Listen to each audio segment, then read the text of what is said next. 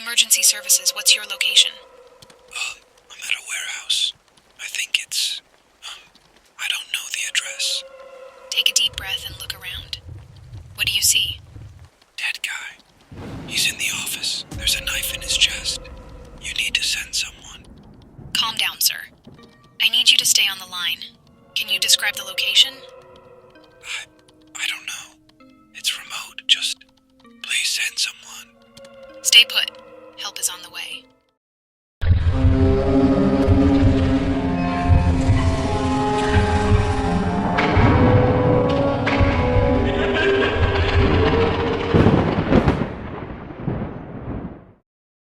The sun hung low in the sky. I pulled the distribution truck to a halt in front of the warehouse. The place looked as forgotten as a last season's trend: peeling paint, rusting metal, and that faint, lingering smell of industrial grease mixed with something else, something rotten. I shifted the truck into park, the engine sputtering to silence, and released a breath I didn't realize I was holding. Just another day at the office, I muttered to myself, shaking my head as I opened the door and stepped out into the cool, stale air. The weight of the 3 pallets stacked in the back felt heavier than usual. My boss had been on my case lately, his voice echoing in my head like a bad song stuck on repeat. Get those deliveries done or else. I pulled out my phone and dialed his number, waiting for the familiar ring. Hey, Charlie, where are you? His voice crackled through the line. Just pulled up to the warehouse.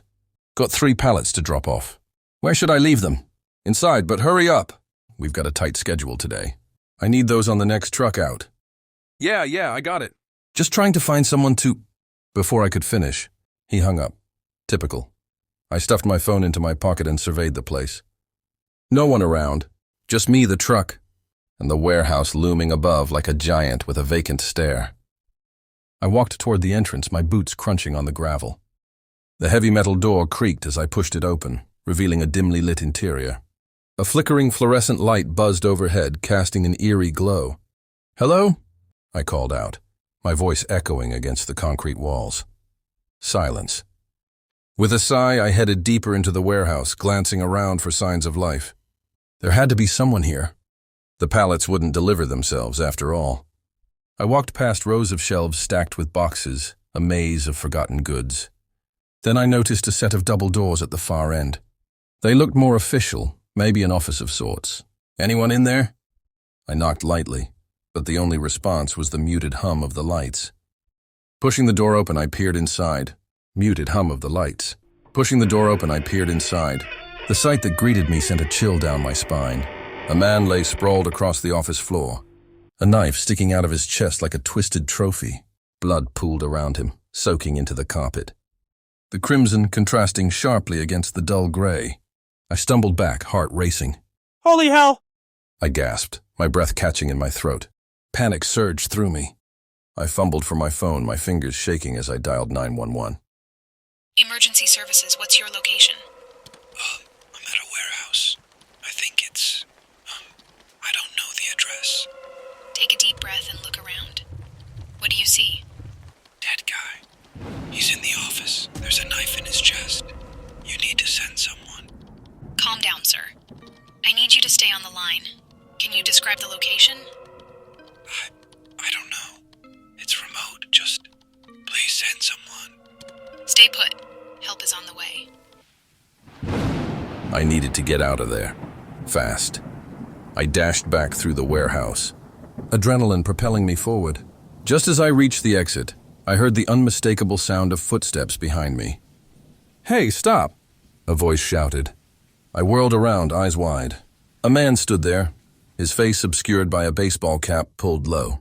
He held something in his hand, a crowbar, glinting ominously in the dim light. Who are you? I stammered, backing away. Doesn't matter, just get out of my way. I bolted past him, my heart pounding in my chest. The sound of his footsteps echoed in pursuit, but I didn't look back. I burst through the front door and sprinted to my truck, fumbling for the keys in my pocket. Come on, I muttered, finally yanking them out.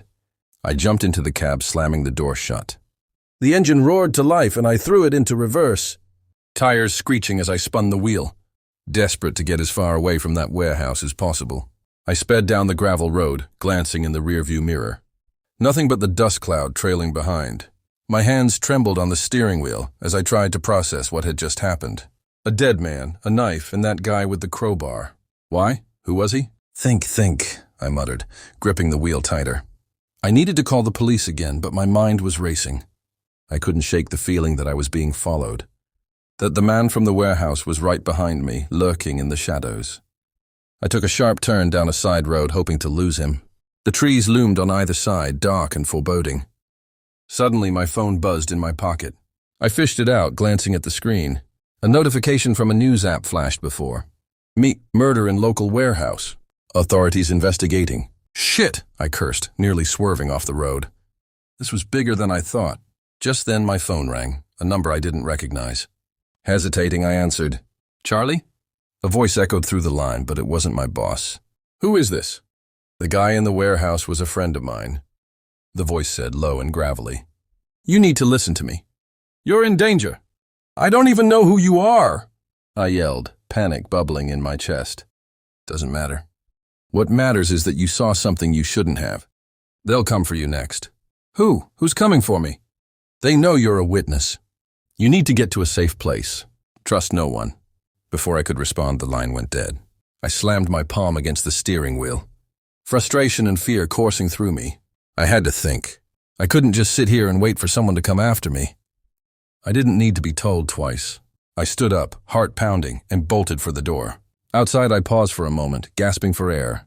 The sound of laughter faded behind me, but I could still feel their eyes on my back. I needed to get away, to find a place where I could figure this all out. I hopped back into my truck, slamming the door shut as if it would somehow provide me with safety. But I knew it wouldn't. I turned the key in the ignition, but the engine sputtered and died. Come on, not now, I groaned, banging my fist against the wheel. I tried again, but it was no use. Shit, I muttered, glancing around for any sign of help. Then I saw him, the man from the warehouse, walking toward me with purpose, crowbar glinting in the fading light. Panic surged again. I jumped out of the truck, adrenaline kicking in. Get away from me, I shouted, backing away. Charlie, he called, his voice low but urgent. I'm not here to hurt you! Then why were you in the warehouse? I was trying to save you. Save me? Yes, you don't understand. They're coming for you because you saw something you shouldn't have. We need to go now. I hesitated, my instincts screaming at me to run. But something about his urgency made me pause. Who are you? Someone who knows the truth. I can help you, but you have to trust me. I glanced back at the diner, the men still inside, their laughter fading into the background. Fine, I said, heart racing. But if this is some kind of trick, it's not. Just get in the car. I climbed into the passenger seat, the door slamming shut behind me. He started the engine, tires screeching as we sped away from the diner and out onto the open road. Where are we going? I asked, my voice barely above a whisper. To a safe place. You need to lay low until we figure this out. As we drove, I couldn't shake the feeling of dread curling in my stomach. The stakes were higher than I'd ever imagined. Why was that guy in the warehouse? I asked, trying to piece it all together. He was part of something bigger, something dangerous. You're in the middle of it now. Great, I muttered, running a hand through my hair. So what do? We find out who wants you dead. The road stretched ahead, dark and endless, but with every turn, I felt a glimmer of hope.